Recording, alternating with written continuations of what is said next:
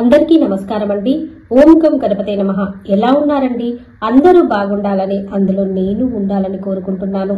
ధనం ఉంది కదా అని అహంకారాన్ని పెంచుకోవద్దండి.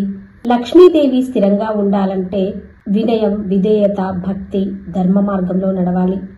పేదవారిని అవమానించకుండా దయతో చూడాలి. మనకు తోచినంత సహాయం చేయాలి. ఓ షావుకారు డబ్బు గర్వంతో పేదవారిని అవమానిస్తే ఏం జరిగిందో ఈ కథలో తెలుసుకుందాం ఫ్రెండ్స్. కథలోనికి వెళ్లే ముందు ఒక చిన్న రిక్వెస్ట్ అండి.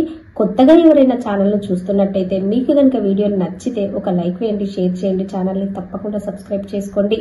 ఒకానొకప్పుడు ఓ ఊరిలో ఓ గొప్ప ధనవంతుడు ఉండేవాడు. అతని పేరు ధన్వేశ్వర్. అతను షావుకారు. అతడు బంగారం, వెండి, నాణాలు కలిగిన చాలా పెద్ద ధనవంతుడు. కానీ అతనికి ఓ లోపం ఉందండి. అతని లోపం ఏంటంటే అతనికి దయ, జాలి, కరుణ, భక్తి ఉండేవి కావు.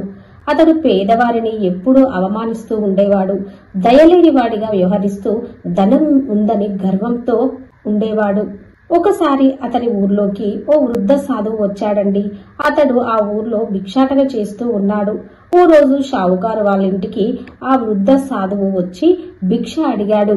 ఓ దాత, భగవంతుని దయతో నాకు కొద్దిగా అన్నం పెట్టయ్యా అంటాడు. అప్పుడు షావుకారు కోపంగా బయటకి వచ్చి, నీకు పని లేకుండా ఉంది, భిక్ష అడుగుతున్నావు, నీకు ఏ పని చేసుకోను చేతగాదా, వెళ్ళిపో ఇక్కడి నుండి అంటూ కోపంగా సాధువుపై వెటకారంతో నవ్వుతూ అంటాడు. అప్పుడు ఆ సాధువు అంటాడు, నీవు అన్నం పెట్టకపోయినా పర్వాలేదు, కానీ ఈ ధనం ఎప్పటికీ నీది కాదు. ఒకరోజు లక్ష్మీదేవి నిన్ను విడిచి వెళ్లిపోతుంది అంటాడు ఆ సాధువు. అప్పుడు షావుకారు వెకిలిగా నవ్వుతూ సాధువును చులకనగా చూస్తూ లోపలికి వెళ్లిపోతాడు. అతని ఇంట్లో ఉన్న లక్ష్మీదేవి ఆ విషయాన్ని గమనిస్తుంది. ఆమె ఆ షావుకారి స్వభావాన్ని మార్చడానికి ప్రయత్నం చేస్తుంది. ఆ ప్రయత్నంలోనే లక్ష్మీదేవి అనుకుంటుంది, ఈ ధనం వల్లనే నీకింత అహంకారం పెరిగింది, భక్తి లేకపోతే నా ఆశీర్వాదం నీకు ఎప్పటికీ ఉండదు అని లక్ష్మీదేవి అంటుంది. దానితో ఆ రాత్రి నుంచే షావుకారు పరిస్థితి తలకిందులవుతుంది. అతని వ్యాపారం నష్టాల్లోకి వెళ్తుంది. నిధులన్నీ నష్టాలు వచ్చేసరికి అన్నీ పోతాయి.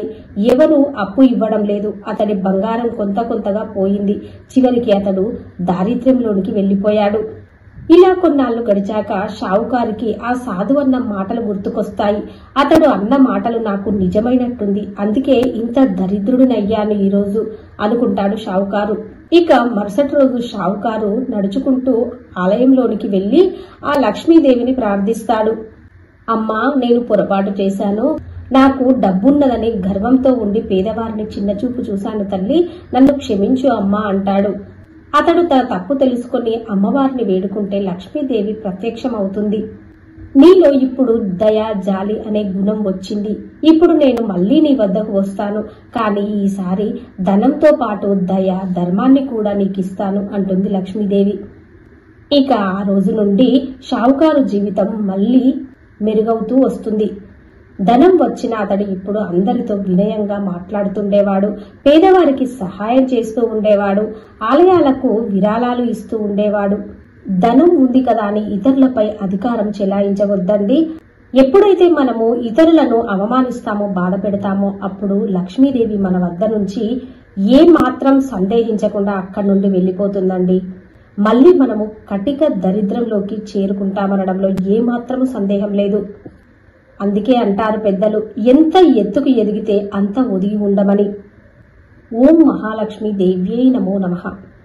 ఓకే ఫ్రెండ్స్, మీకు కనుక ఈ వీడియో నచ్చితే ఒక లైక్ వేయండి, షేర్ చేయండి, ఛానల్ని తప్పకుండా సబ్స్క్రైబ్ చేసుకోండి. అలాగే మరవకుండా బెల్ బటన్ నొక్కి పెట్టండి ఫ్రెండ్స్. అప్పుడే నేను చేసే ప్రతి లేటెస్ట్ వీడియో మీ మొబైల్కి నోటిఫికేషన్ రూపంలో వస్తుంది. ఉంటానండి. Thank you for watching.